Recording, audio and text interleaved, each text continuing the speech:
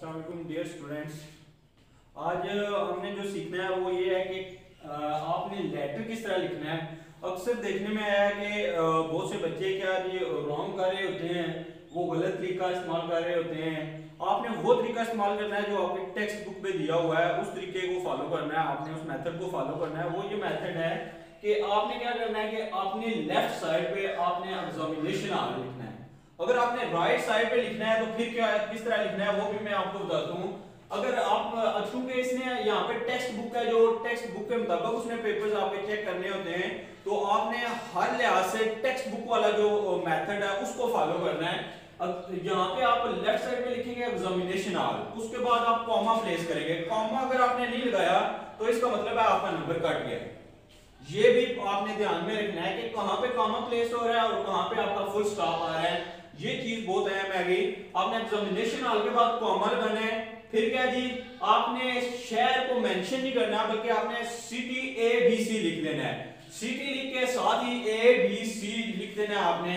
फिर क्या जी, डेट आपने इस तरह लिखनी है।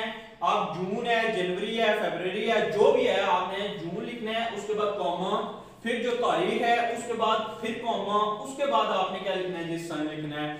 ये आप तरीका जरूर याद रखें। अक्सर मैंने टेस्ट चेक किए हैं, मैंने बच्चों को देखा है कि वो यहाँ पे गलती कर रहे हैं।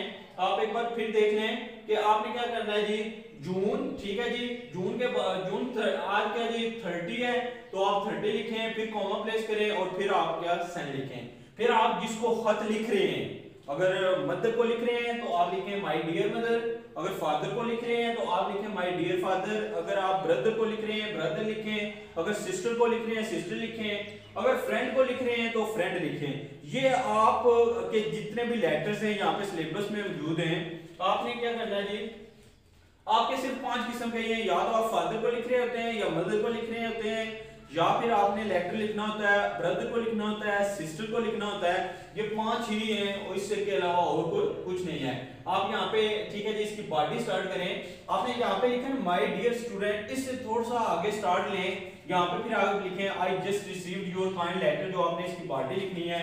फिर आगे नीचे आ जाए तो नीचे वाला जो आपके पास आएगा सेंटेंस, वो इसी के यहां से शुरू करें, स्टार्ट करें। ठीक है, यहाँ पे पैराग्राफ खत्म होता है, उसको खत्म करके फिर नेक्स्ट पैराग्राफ शुरू करने के लिए नेक्स्ट पैराग्राफ को आपने इसके नीचे लेके आना है। स्टार्टिंग जब उसकी लेनी है तो यहाँ पे स्टार्ट लेना है। अक्सर मैंने बच्चों को देखा है कि वो सेंटेंस के शुरू में कैपिटल लेटर नहीं यूज कर रहे होते। अगर आप कैपिटल लेटर नहीं यूज कर रहे होते तो वो आपका इंप्रेशन सही नहीं जा रहा होता, वो आपका नंबर कटेगा, वो उससे आपका नंबर कटेगा। आप हमेशा कैपिटल लेटर से सेंटेंस को करें, स्टार्ट करें। और अगर कोई प्रोनाउन आ रहा है दरमियान में, सेंटेंस के दरमियान में या सेंटेंस के आखिर में कोई प्रोनाउन आ रहा है, प्रॉपर नाउन आ रहा है, तो उसको आपने क्या करना है, उसको भी आपने कैपिटल मेंशन करना है। इसके अलावा प्रोनाउन सिर्फ जो आई होता है, आई को आप चाहे सेंटेंस के शुरू में लिखें या सेंटेंस के आखिर में या सेंटेंस के मिड में, कहीं भी आई आएगा तो आई हमेशा कैपिटल ही रहेगा। आई को आप स्मॉल रिप्रेजेंट नहीं कर सकते। ये जो चीजें हैं, ये 3 आप गलतियां याद रखेंगे। एक तो आप जब लेटर लिखते हैं सेंटेंस, हर सेंटेंस का जो फर्स्ट लेटर है वो आपने कैपिटल करना है। दूसरा ये कि अगर आपके पास कोई प्रॉपर नाउन आ जाए तो प्रॉपर नाउन का फर्स्ट लेटर है जो वो कैपिटल। दूसरा, अगर प्रोनाउन आई ऐसा प्रोनाउन है वो जहां भी रहेगा वो कैपिटल ही रहेगा, उसमें कोई चेंजिंग नहीं आएगी। उसके बाद मैंने देखा है कि बहुत से बच्चे फुल स्टॉप, यहाँ पे सेंटेंस एंड किया तो फुल स्टॉप की बजाय क्या कर रहे हैं जी, खत्मा लगा रहे हैं, ऐसे लगा रहे हैं, सॉरी आइफन या डैश से जाहिर कर रहे हैं। तो ये भी गलत है, ये भी आपका तरीका सही नहीं है। आपने क्या करना है जी, फुल स्टॉप लगाना है। इंग्लिश में फुल स्टॉप होता है, ये तो आप उर्दू के लिए इस्तेमाल करते हैं, हाइफन या डैश तो आप उर्दू के लिए इस्तेमाल करते हैं, जबकि आपके इंग्लिश के अंदर आप क्या करते हैं जी, फुल स्टॉप इस्तेमाल करते हैं। आप फुल स्टॉप को इस्तेमाल करेंगे।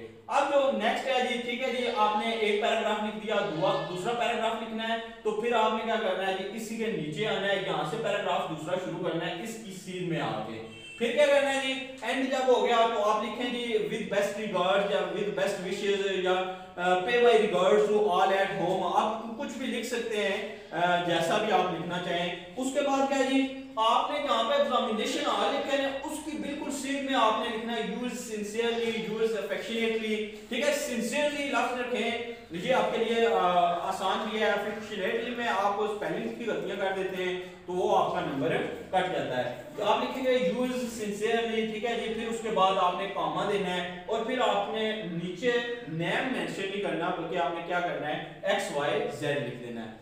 अब दूसरा तरीका ये है कि अगर आप एग्जामिनेशन हॉल को यहाँ पे उठा के लेके जाते हैं राइट साइड पे, कुछ बुक्स में आपको ये भी तरीका मिलेगा, लेकिन वो भी ठीक है, ये भी ठीक है। ये क्योंकि आपकी टेक्स्ट बुक में है तो आप इसको फॉलो करेंगे।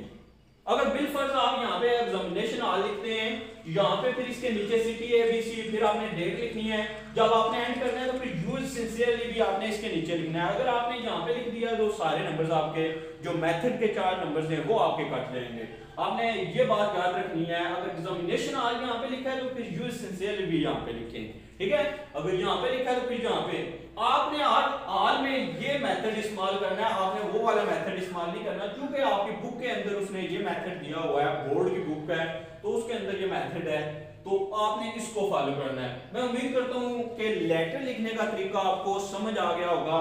जो आपकी गलतियां मेन गलतियां सामने आ रही थी उनको आप इंप्रूव करेंगे। तो आगे हम करते हैं जी कंप्रीहेंशन आपने कैसे सॉल्व करना है। अच्छा जी, नेक्स्ट हम देखते हैं कि कंप्रीहेंशन को हमने कैसे सॉल्व करना है। 10 नंबर का आपके पेपर के अंदर 10 नंबर का ये क्वेश्चन होता है और मोस्ट इंपॉर्टेंट है। आप मुफ्त के नंबर बटोर सकते हैं, लेकिन कैसे ले सकते हैं उसके लिए आप मेथड को फॉलो करेंगे कि आपने मेथड कैसे करना है। ये पहले एक बात तो ये अंडरस्टैंड है कि आपने क्या करना है कि आप उसको उस वक्त तक पढ़ें कंप्रीहेंशन को, जो आपके पास पैराग्राफ दिया हुआ है तो आप उस वक्त तक पढ़ें जब तक आपको मुकम्मल समझ नहीं आ जाती। आप उसको 1-2 बार या 3 बार रीड करें, रीड करके उसकी ट्रांसलेशन के मुताबिक आप उसको मुकम्मल तौर पे समझें कि वो इसमें कंप्रीहेंशन में क्या कह रहा है। नंबर 1 तो ये हो गया कि आपने उसको पढ़ के मुकम्मल तौर पे समझना है। दूसरे नंबर पे आपने क्या करना है जी, दूसरे नंबर पे आपने फिर क्वेश्चन को पढ़ना है और क्वेश्चन को समझना है कि क्वेश्चन वो क्या पूछ रहा है, आपके पास क्वेश्चन कर क्या रहा है। फिर आपने क्या करना है जी, आपने उन सतूर में जाना है और देखना है जहां पे आपका क्वेश्चन हो, क्वेश्चन का आंसर हो, तो उस सत्र के नीचे आप लाइन लगा लें ताकि आपको अच्छे तरीके से समझ आ जाए कि यही इसका आंसर बनता है। फिर आपने तीसरे नंबर पे क्या करना है, तीसरे नंबर पे आपने जो मोस्ट इंपॉर्टेंट बात है वो ये है कि क्वेश्चन अगर क्वेश्चन किस टेंस में पूछा गया है, अगर पास्ट में पूछा गया तो आपने उसका आंसर भी पास्ट में ही देना है।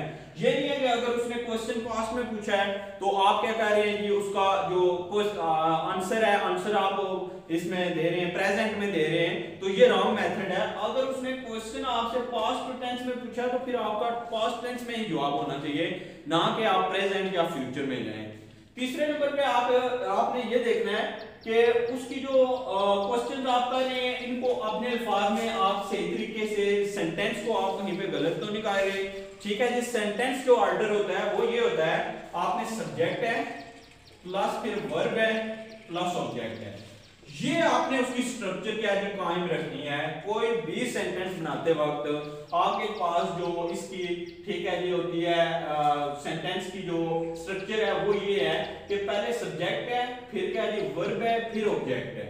ये आपने ध्यान में रखना है। ये नहीं है कि आप सेंटेंस बना रहे हैं तो आप क्या कर रहे हैं जी, आप पहले ऑब्जेक्ट लिखते हैं, फिर वर्ब लिखते हैं, फिर सब्जेक्ट लिखते हैं, तो ये भी रॉन्ग है।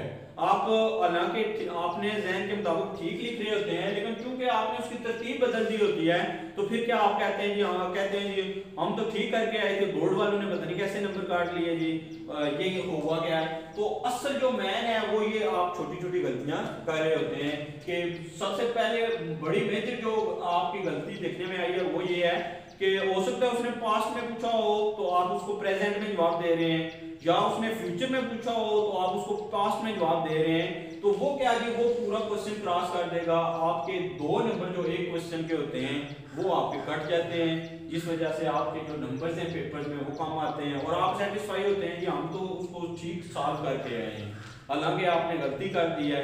और ये मेजर गलती है, इसकी वजह से नंबर काटे जाते हैं। मैं उम्मीद करता हूँ कि इसके लेक्चर में हमने कंप्रीहेंशन का मेथड सीखा और लेटर लिखने का तरीका सीखा।